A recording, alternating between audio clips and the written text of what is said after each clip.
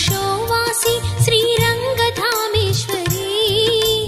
సహస్రకోటి తేజముతో వెలిగెడి శ్రీలక్ష్మి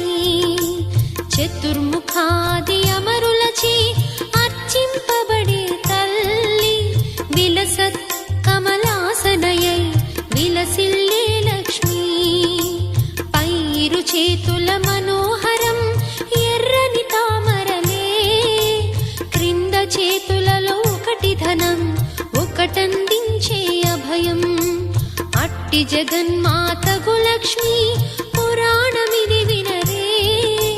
శ్రవణానందముగా వినుచు తరింపరి మీరెల్లా లక్ష్మీదేవి కథా